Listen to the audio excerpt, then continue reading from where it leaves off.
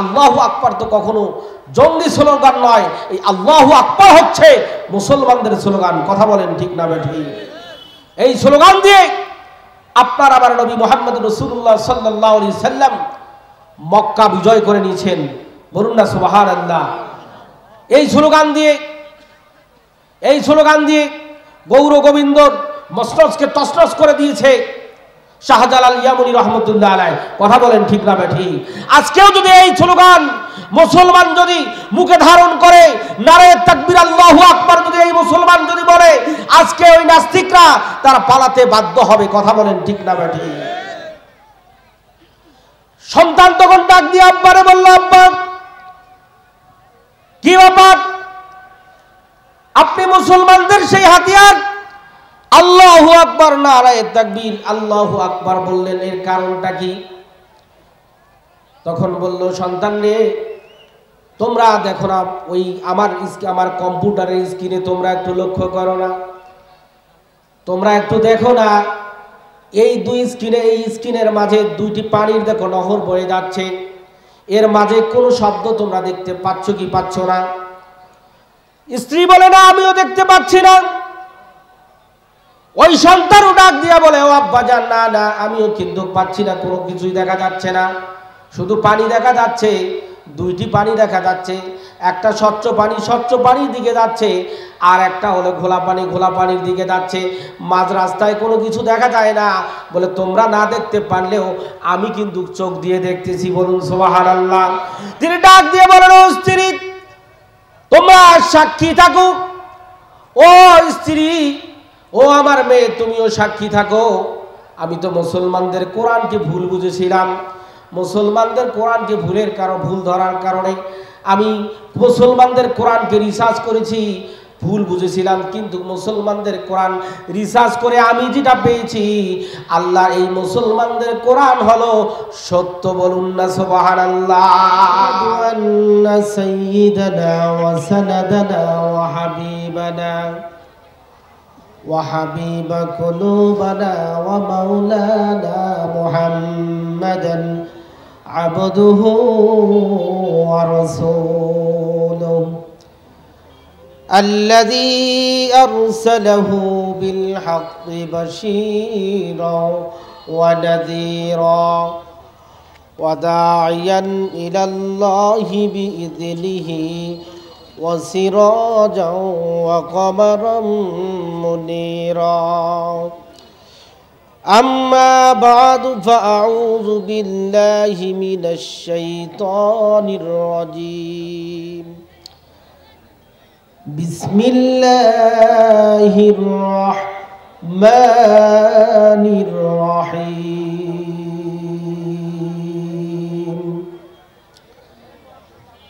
ألف لام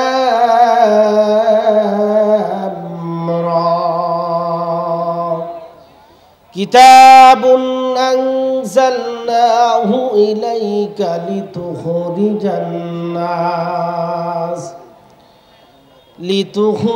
الناس من الظلمات إلى النور صدق الله المولانا العظيم وقال تعالى في شان حبيبه صلى الله عليه وسلم إن الله وملائكته يصلون على النبي يا أيها الذين آمنوا صلوا عليه وسلموا تسليما شكلي درود إبراهيم بري اللهم صل على محمد وعلى آل محمد كما صليت على إبراهيم وعلى آل إبراهيم إنك حميد مجيد اللهم صل على محمد وعلى آل محمد كما صليت على إبراهيم وعلى آل إبراهيم إنك حميد مجيد بلغ العلا بكماله كشف الدجى بجماله حسنت جميع خصاله صلوا عليه কোনদিন তোমাকে দেখিনি গো হায় কোনদিন তোমাকে দেখিনি গো হায় ওগো নবী একবার দেখা দাও আমায় ওগো নবী একবার দেখা দাও আমায় নবীকে দেখতে মন চায় কি চায় না কাদের কাদের চায় দুহাত তুলে আমার আল্লাহকে দেখাও তাই কবি কত সুন্দর করে বলেছে কোনদিন তোমাকে দেখিনি গো হায় ওগো নবী একবার দেখা দাও আমায় ওগো নবী একবার দেখা দাও আমায় প্রাণ ভরে দেখবো রওজা তোমার শীতল হবে মোর কলিজায় আমার সোনালি গিলাপ চুমু সোনালি গিলাপ চুমু খেতে মনে চায় ওগো নবী একবার দেখা দাও আমায় ওগো নবী একবার দেখা দাও আমায় সম্মানিত হাজিরিন জামুবাড়ি নুরানি মাদ্রাসার উদ্যোগে এলাকার কবরবাসী মাগফিরাত কামনায় আজকে এই তাফসিরুল কোরআন মাহফিলের সম্মানিত সুযোগ্য সভাপতি হাজারো আলেমের উস্তাদ আমার মাথার তাজ হযরত মাওলানা মুহাম্মদ মফিজউদ্দিন সাহেব আমরা হুজুরের জন্য দোয়া করি হুজুরকে আল্লাহ রাব্বুল আলামিন স্বাস্থ্য রেখে সুস্বাস্থ্য রেখে শারীরিক সুস্থতা রেখে আল্লাহ রাব্বুল আলামিন তার এই গোলামকে হায়াতে তৈয়বা দান করুন সকলে বলি আল্লাহুম্মা আমিন আজকের এই তাফসীরুল কোরআন মাহফিলের প্রধান অতিথি অধ্যাপক মাওলানা মোহাম্মদ ইকবাল হোসেন জেলা আমির বাংলাদেশ জামাত ইসলামী পঞ্চগড় জেলা শাখা আমরা স্যারের জন্য দোয়া করি স্যারকে হায়াতে তৈয়বা দান করুন সকলে বলি আল্লাহুম্মা আমিন বিশেষ অতিথি হিসাবে উপস্থিত ছিলেন জনাব মোহাম্মদ তোফায়েল প্রধান চেয়ারম্যান ৪ নং কামাত কাজলাদিঘি ইউনিয়ন পরিষদ আল্লাহ তাআলা ভাইকেও হায়াতে তৈয়বা দান করুন সকলে বলি আল্লাহুম্মা আমিন জনাব মোহাম্মদ আনোয়ার হোসেন আহ্বায়ক পঞ্চগড় সদর উপজেলা বিএনপি আমরা ভাইয়ের জন্য দোয়া করি ভাইকেও হায়াতে তৈয়বা দান করুন সম্মানিত হাজির আসর থেকে এ পর্যন্ত যতগুলো আলেম এই মঞ্চে বসে কথা বলেছেন আমরা সেই আলেমদের জন্য দোয়া করি আল্লাহ তাআলা তাদের কণ্ঠকে ইসলামের দিন কায়েমের কণ্ঠ হিসেবে আল্লাহ রাব্বুল আলামিন যেন কবুল করেন সকলে বলি আল্লাহুম্মা আমিন সম্মানিত হাজিরিন যেহেতু রাত মোটামুটি অনেক হয়ে গিয়েছে আমি যতটুকু লক্ষ্য করলাম যে মাহফিলের প্যান্ডেলের চাইতে রাস্তায় অথবা মনে হয় দোকান আছে সামনে এখানেই লোক জমায়েতটা বেশি কথা বলেন ঠিক না বেঠিক অথচ এখানে বলানো হয়েছে যে রুহের মাগফিরাত মা বাবা যারা মারা গিয়েছে তা আমার একটু মনটা যেন বলতেছে যে যারা আয়োজন করেছে মা বাবার জন্য তারা কি যারা কবরস্থানে চলে গেছে আমার মনে হয় এই কয়েকজন লোকের আত্মীয় স্বজনরাই মনে হয় কবরে চলে গেছে বাকি লোকগুলোর মনে হয় যায় নাই আর তারাও চিন্তা করে না এরকম একটা বাগান জান্নাতের বাগান সামনে পাবে কিনা এ চিন্তাও মনে হয় তারা কখনো করে না তাই আমি আবারও আহ্বান জানাই যারা দাঁড়িয়ে আছি মেহেরবানি করে অন্তপক্ষে হলেও আজকের দিনেই এই জান্নাতের বাগানে বসার দরকার কথা বলেন ঠিক না বেঠিক সম্মানিত হাজিরিন আমি বেশি সময় নেব না আমি সূরা ইব্রাহিম থেকে প্রথম আয়াতের কিছু অংশ আমি তেলাওয়াত করেছি এর থেকে কিছু কথা আল্লাহ রাব্বুল আলামিন যেন বলার তৌফিক দান করেন সকলে বলি আল্লাহুম্মা আমিন আল্লাহ রাব্বুল আলামিন কি বলছেন এই আয়াতের অংশে আল্লাহ তাআলা বলছেন আলিফ লাম রা কিতাবুন আনজালনাহু ইলাইকা লিতুখরিজান নাসা মিনাল যুলুমাতি ইলান নূর। আলিফ লাম র এগুলো হলো হরফে মুকাত্তার। এরকম আয়াতগুলো, এরকম শব্দগুলো আল্লাহ রাব্বুল আলামিন আরো কয়েকটি সূরা এনেছেন। এগুলোর অর্থ একমাত্র জানেন আপনার আমার রব আল্লাহ। কথা বলেন ঠিক না ঠিক? দ্বিতীয়তে বর্ণনা হয়েছে, হে রাসূল, আপনার উপরে এমন এক কিতাব আমি আল্লাহ রাব্বুল আলামিন নাজিল করে দিয়েছি, যে কিতাবের দাওয়াতগুলো মানুষকে দিবেন, যে কিতাব থেকে দাওয়াত মানুষকে দিবেন, ওই অন্ধকারচ্ছন্ন মানুষদেরকে দাওয়াত দিয়ে আপনি আলোর পথে নিয়ে আসবেন। কথাকার এখন আপনি আমি মনে করি অন্ধকারটা মনে হয় এ রাতের অন্ধকার। কথা বলেন, কিন্তু এটা রাতের অন্ধকার না। এখানে অন্ধকার বলতে আল্লাহ রাব্বুল আলামিন বুঝাইয়েছেন সমাজের ভিতরে জুয়া আছে, এটা একটা অন্ধকার, মদ একটা অন্ধকার, জিনা একটা অন্ধকার, অর্থাৎ শয়তানের যে কাজগুলো আছে, মানে ইসলামের বিপন্থী যে কাজগুলো আছে, এইগুলো অন্ধকার। এই অন্ধকার থেকে নূর অর্থাৎ আলোর দিকে যেন ফিরে আসতে পারি, এই জন্য আল্লাহ রাব্বুল আলামিন কুরআনুল কারীমকে নাজিল করেছেন। জোরে জোরে বলুন না সুবহানাল্লাহ। আমি সামান্য একটু ভূমিকায় যেতে চাই। আপনার আমার নবী মুহাম্মদুর রাসূলুল্লাহ, জোরে জোরে বলি সাল্লাল্লাহু আলাইহি ওয়াসাল্লাম, যখন দুনিয়ার জমিনে যখন আসলেন, সেই যুগটা ছিল কিন্তু জাহিলিয়াতের যুগ, এই অন্ধকারচ্ছন্ন যুগ। কেমন জাহিলিয়াতের যুগ?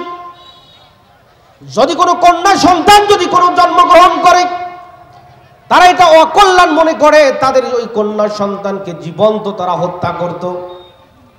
অবাবাজি শুধু তাই নয়, যদি কোনো সময় তাদের নিজ মা যদি নিজের মায়ের অর্থাৎ নিজের বাবা যদি মারা যাইত, ওই নিজের মাকে বিবাহ করার জন্য তারা প্রস্তাব দিত। বলুন নাউজুবিল্লাহ।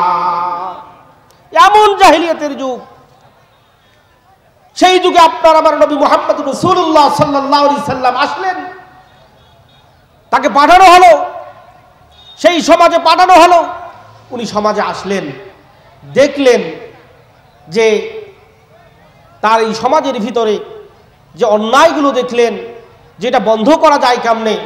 তিনি জন্ম থেকে শুরু করে 17টা বছর একাই তিনি এই চিন্তা ভাবনা করলেন, করার পরেও দেখলেন যে বন্ধ করা যাচ্ছে না।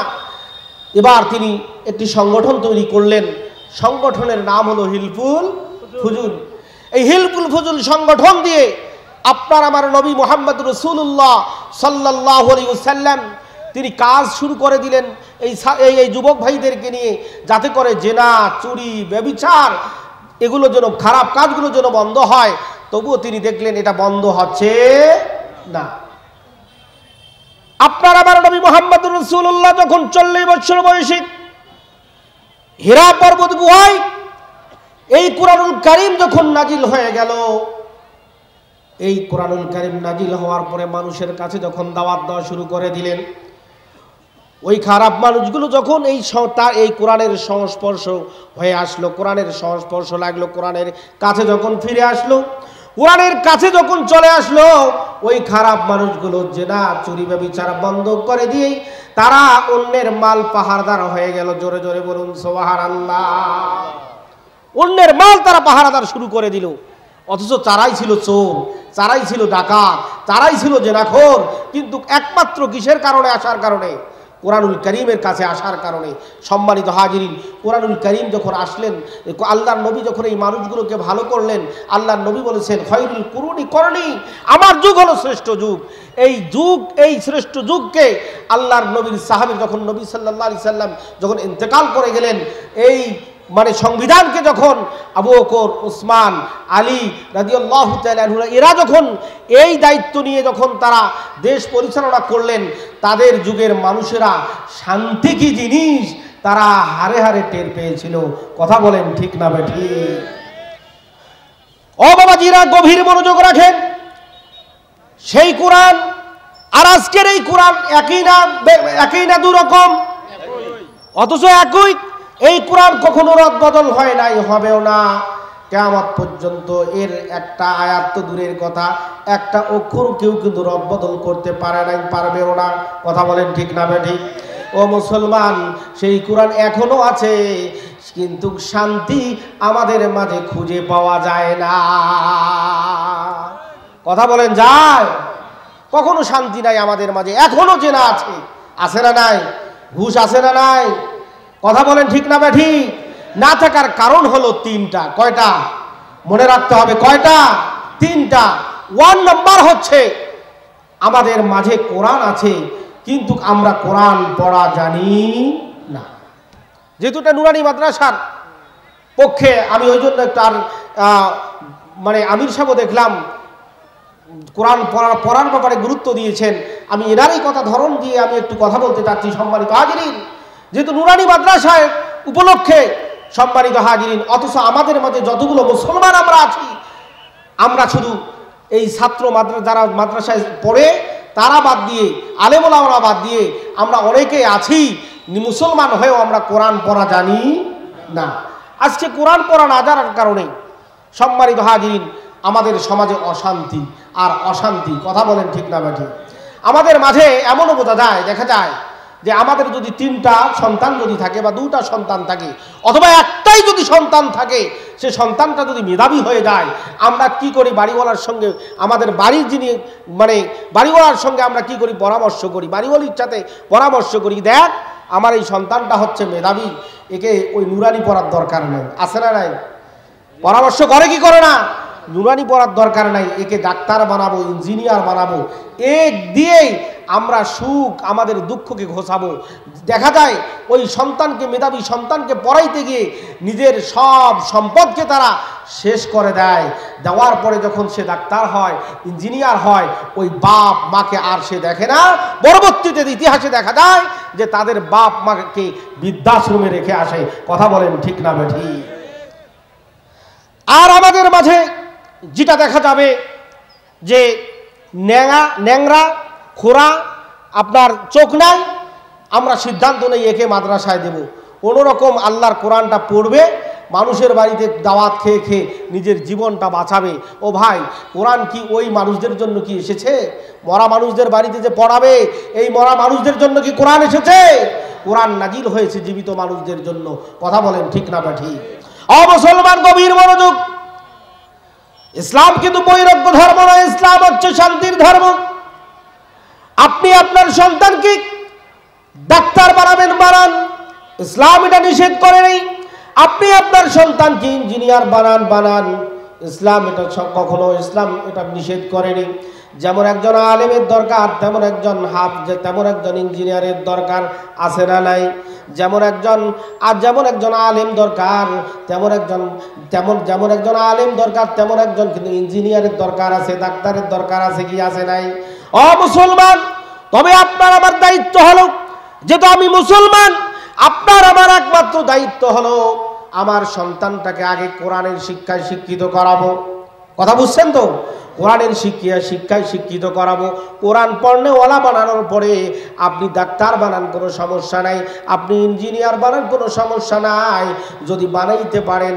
ও মুসলমান, আপনার আমার একটাই লাভ হবে, ওই সন্তানগুলো যদি ইউনিভার্সিটিতে পড়ে, ওই সন্তান যদি বুয়েটে পড়ে, ওই সন্তান যদি চুয়েটে পড়ে, যখন দেখবে মুয়াজ্জিন যখন আযান দিবে হাইয়া আলাস সালাহ এ বলে, যখন আযান দিবে মুয়াজ্জিন, যখন আযান দিবে হাইয়া আলাল ফালাহ বলে, মুয়াজ্জিন যখন আযান দিবে, ওই সন্তানকে ছোট্ট গালে দ্বীনি ইলম শিক্ষা গ্রহণ করানোর কারণে তার এই কর্ণগোচর যখন হয়ে যাবে আযানের, ওই মধুর কোকিলের মতো কণ্ঠের আযানের যখন কর্ণগোচর হয়ে যাবে, ওই ইউনিভার্সিটি পড়া ছেলেটা, ওই বুয়েটে পড়া ছেলেটা, ওই ইউনিভার্সিটির মসজিদের বারান্দায়, বুয়েটের মসজিদের বারান্দায় বই খাতাগুলো লেখে আল্লাহর সান্নিধ্যে দাঁড়িয়ে যাবে, নামাজে দাঁড়িয়ে যাবে। জোরে জোরে বলুন সুবহানাল্লাহ।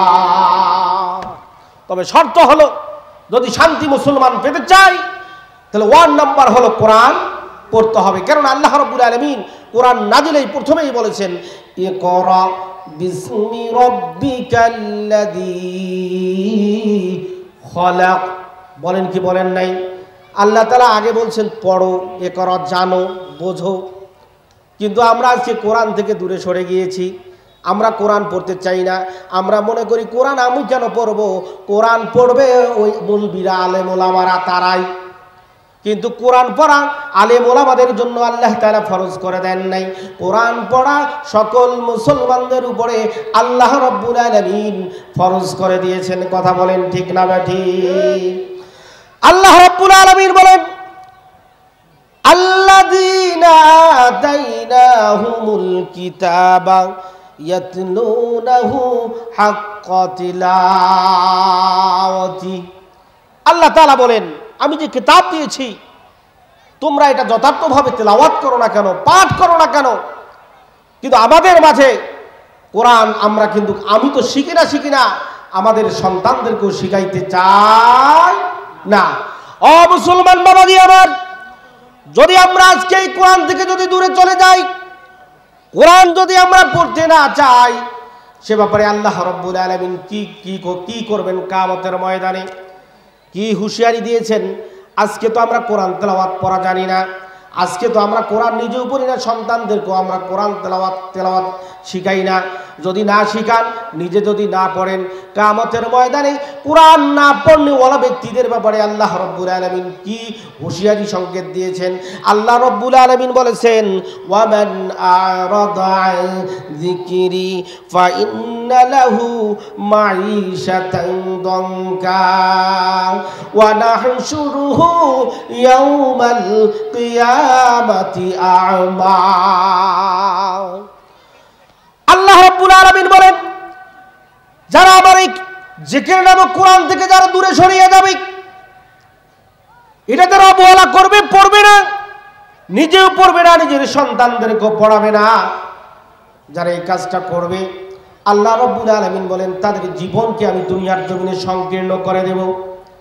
শুধু তাই নয়, ওয়া নাহশুরুহু ইয়াওমাল কিয়ামা, দুনিয়ার জমিনে আল্লাহ রাব্বুল আলামিন আপনাকে আমাকে দেখার জন্য দুটা চোখ দিয়েছেন কিনা?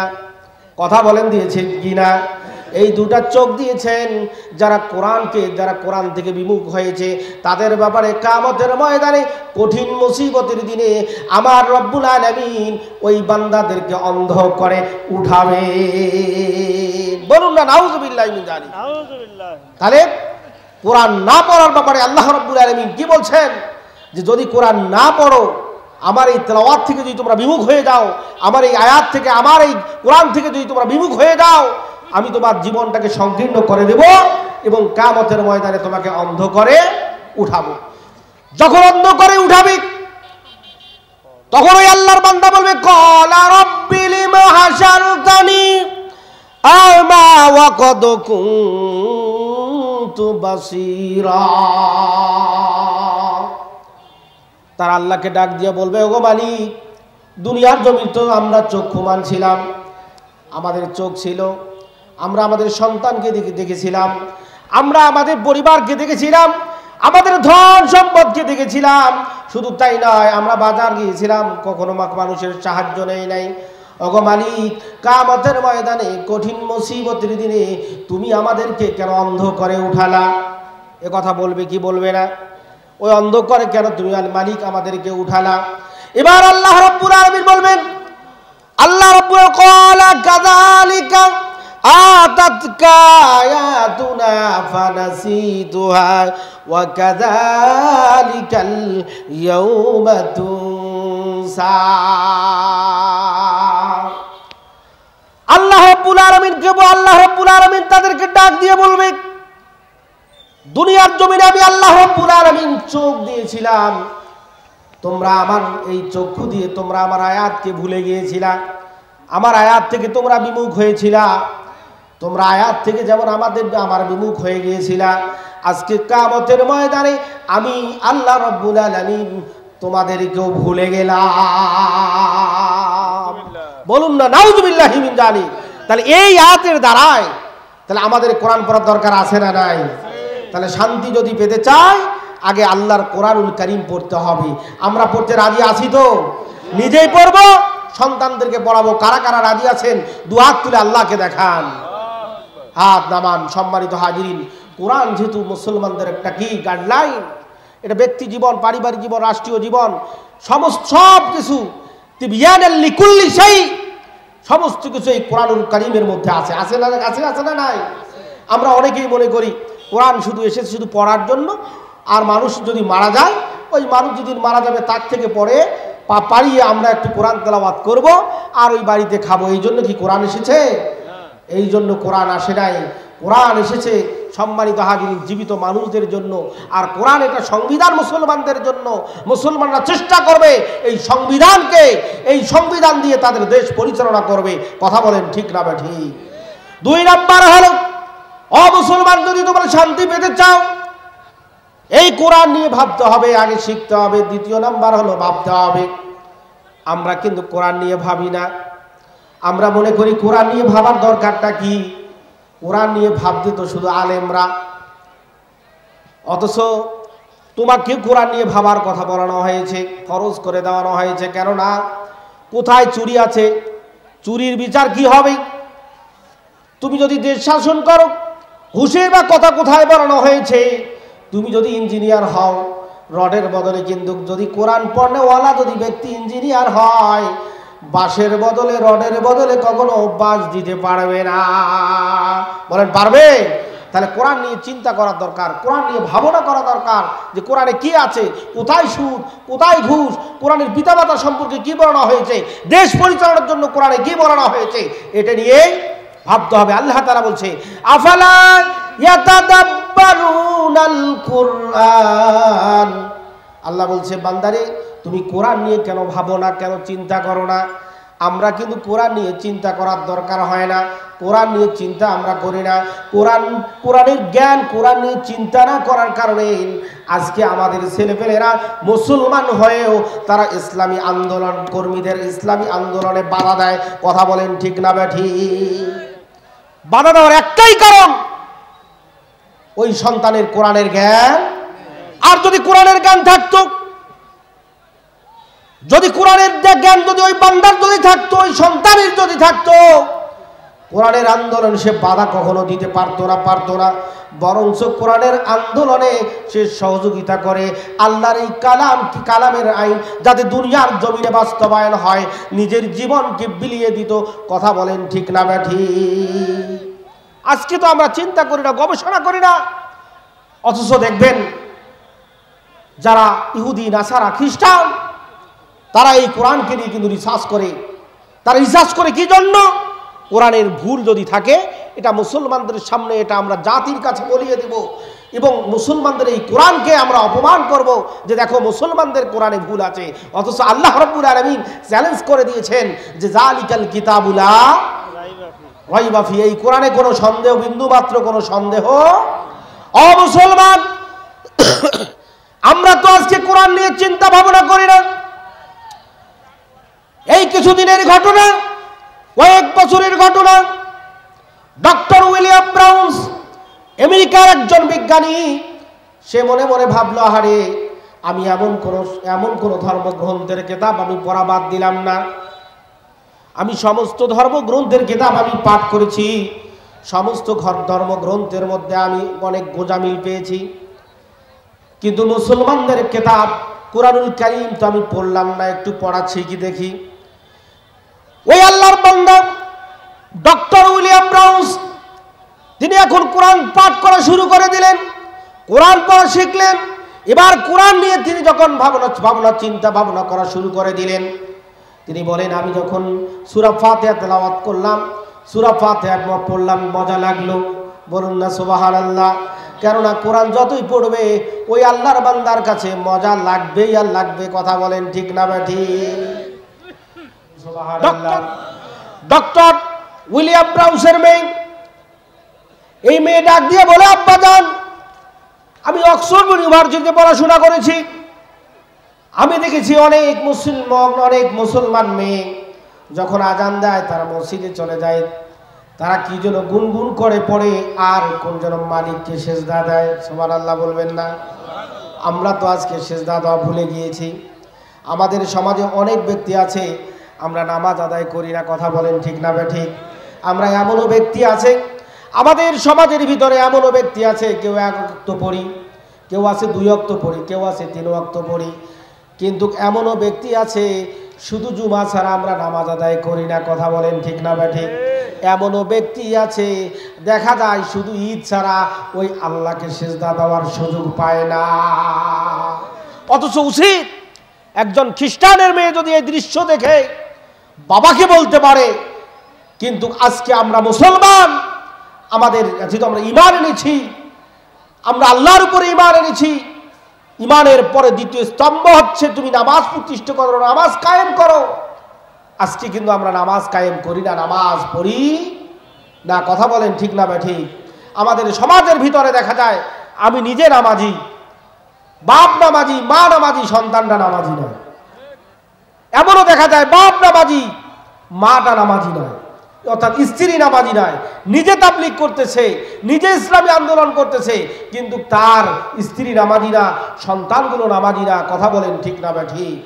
অথচ কিয়ামতের ময়দানে কঠিন মুসিবতের দিনে আল্লাহ সুবহানাহু ওয়া তাআলা, রাসূল সাল্লাল্লাহু আলাইহি ওয়াসাল্লাম বলেছেন, আউয়ালু মা ইউহাসাবু বিহিল আবদু ইয়াউমাল কিয়ামাতিস সালাহ। কিয়ামতের ময়দানে কঠিন মুসিবতের দিনে একমাত্র নামাজের হিসাব, সর্বপ্রথম নামাজের হিসাব হবে, কথা বলেন ঠিক না ঠিক? কিন্তু আজকে আমরা নামাজ ছেড়ে দিয়েছি, নামাজ আমরা পড়ি না। অথচ কিয়ামতের ময়দানে কঠিন মুসিবতের দিনে আল্লাহ রাব্বুল আলামিন তার এই বান্দাদেরকে বলবে, বান্দারা তোমরা আমাকে সিজদা করো। অথবা আল্লাহ রাব্বুল আলামিন দেখবেন যে কিয়ামতের ময়দানে তাদের ওই বন্ধুগুলো, যে বন্ধুগুলো নামাজি ছিল, ওই বন্ধুগুলো আল্লাহ রাব্বুল আলামিনকে বলবে, গো আল্লাহ তাআলা, দুনিয়ার জমিনে একই সাথে মানে একই সাথে চলাফেরা করেছি, বাজার গিয়েছিলাম, চা খেয়েছি, কিন্তু গো আল্লাহ তাআলা আমরা কিন্তু ওই মুসলমান ওই নামাজিদের তা কি অবস্থায় আছে আমার ওই বন্ধু, আমি কিন্তু এটা জানি না, একটু দেখতে চাই। তারা কি বলবে? ইয়াতাসাআলুনা আনিল মুজরিমিন মা সালাকাকুম ফি সাকার ক্বালু লাম নাকু মিনাল মুসাল্লিন। তারা বলবে, ওগো আল্লাহ তাআলা, আল্লাহ রাব্বুল আলামিন ওই বন্ধুদের দেখার সুযোগ করে দিবেন, তারা এবার কথোপকথন করবেন, ওই নামাজি ব্যক্তিদের সঙ্গে কথোপকথন করবেন। কথোপকথন করতে গিয়ে ডাক দিয়ে বলবে, কি ব্যাপার দোস্ত, আমরা তো একই সঙ্গে দুনিয়ার জমিনে চলাফেরা করেছি, একই সঙ্গে আমরা উঠা বসা করেছি, কিন্তু আমি লক্ষ্য করে দেখলাম তুমি আজকে এই সাকার নামক জাহান্নামে কেন এসেছো, এর কারণটা কি?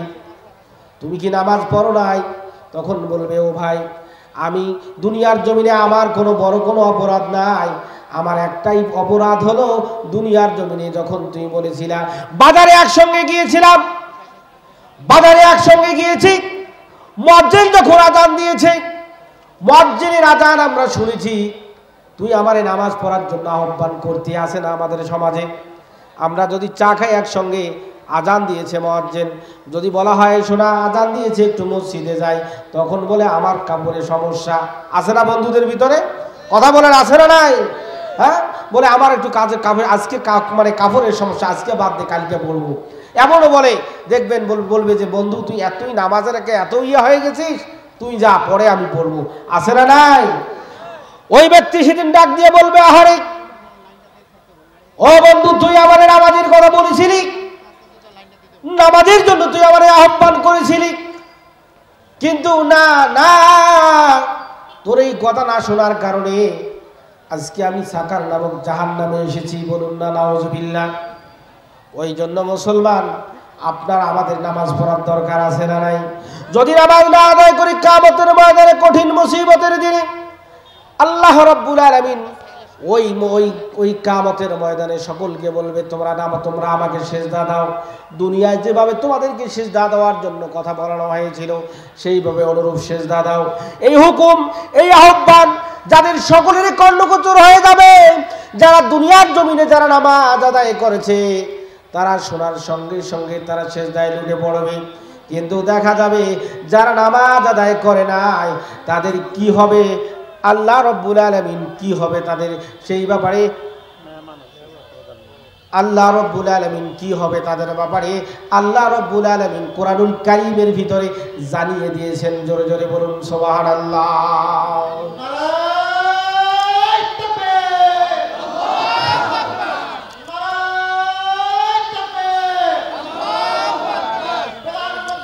আমরা একটু সকলে আগে আসি, সকলে আগে আসি।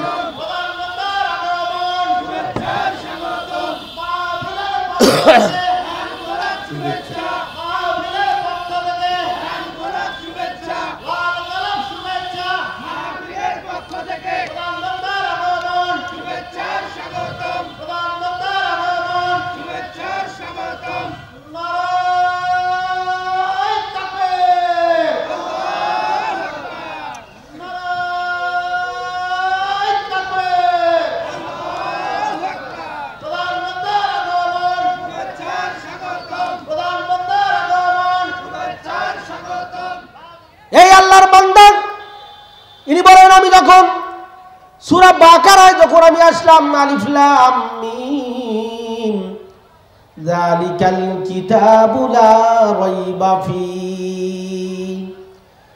তিনি যখন দেখলেন এই কোরআনের ভিতরে কোনো সন্দেহ নাই, তিনি আশ্চর্য হয়ে গেলেন।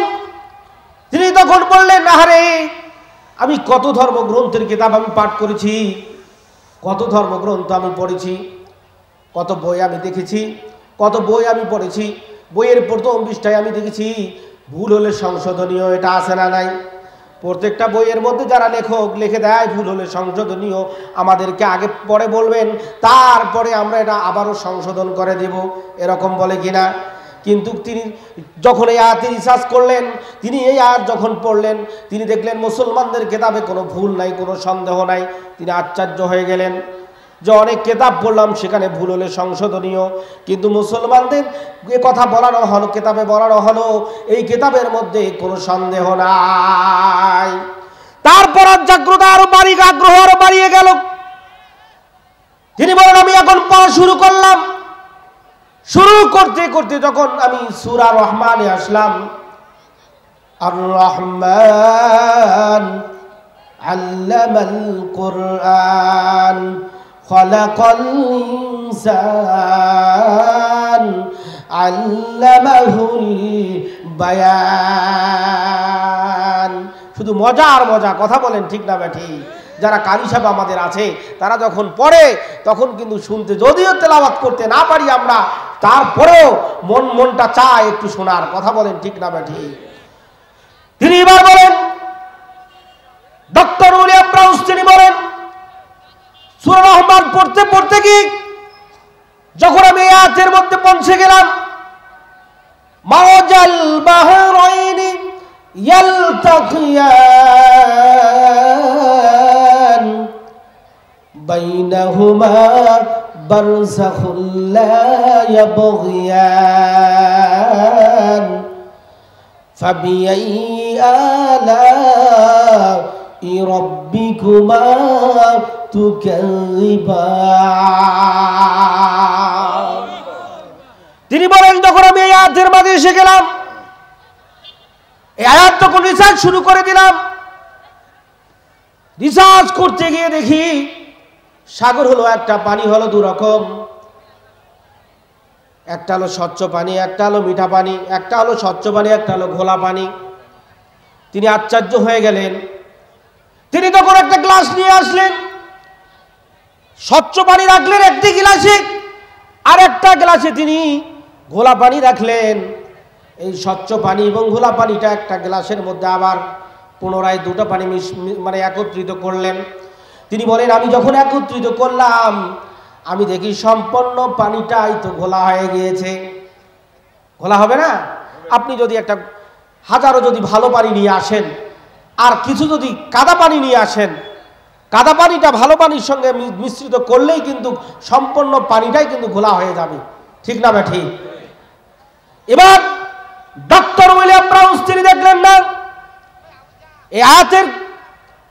এই আয়াতের কথা যেভাবে বর্ণনা হয়েছে তিনি মিল করে দেখলেন না, কখনো ঘোলা পানি কখনো মিশ্রিত পানির সঙ্গে মিশালে এই দুইটাই পানি তো ঘোলা পানি হয়ে যাবে। অতএব না না, এটা কখনো হতে পারে না। এই আল্লাহর বান্দা তখন ক্যামেরা নিয়ে স্পিড বোট নিয়ে সমুদ্রের মাঝে চলে গেলেন। তিনি বলেন, আমি যখন সমুদ্রের মধ্যে চলে গেলাম, সত্যি আমি দেখলাম পানি রয়েছে দু রকম, একটা স্বচ্ছ পানি, একটা ঘোলা পানি। আল্লাহর কি কুদরত! স্বচ্ছ পানি কখনো ঘোলা পানির সঙ্গে মিশ্রিত হচ্ছে না। স্বচ্ছ পানির দিকে যাচ্ছে, ঘোলা পানি ঘোলাপ দিকে যাচ্ছে। কোনো পানির সঙ্গে মিশ্রণ হচ্ছে না। জোরে জোরে বলুন সুবহানাল্লাহ। কুদরত কার? জোরে বলতে হবে, কুদরত কার? এই আল্লাহর বান্দা, তিনি সেখানে স্পিড বোটটা থামালেন, নিজে দেখলেন আল্লাহর এই দুই আয়াতকে তিনি সামনে নিয়ে রিসার্চ করলেন।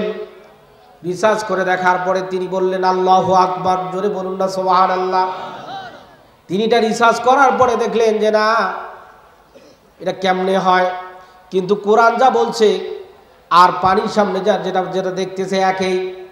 তিনি এটা ছবি করার পরে বাড়িতে চলে আসলেন। তিনি বলতেছেন আমি বাড়িতে একা জুম করে এগুলো দেখবো এর ভিতরে কি আছে। অথচ মাঝ দিকে কোনো বেড়া নাই, সাদা পানির দিকে যাচ্ছে, আর ঘোলা পানির দিকে যাচ্ছে, কিন্তু একটা পানি আর একটা পানির সঙ্গে মিশ্রিত হচ্ছে না। তিনি তখন বললেন না, এটা জুম করে তিনি বাসায় চলে আসলেন, ভিডিও করে বাসায় নিয়ে আসলেন।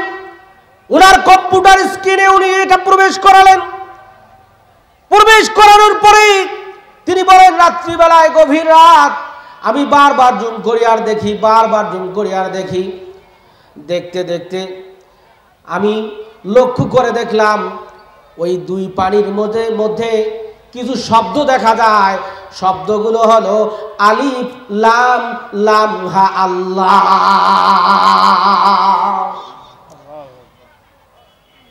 তিনি আশ্চর্য হয়ে গেলেন। তিনি এই দৃশ্য দেখার পরে তিনি এমন জোরে চিৎকার দিলেন আল্লাহু আকবার।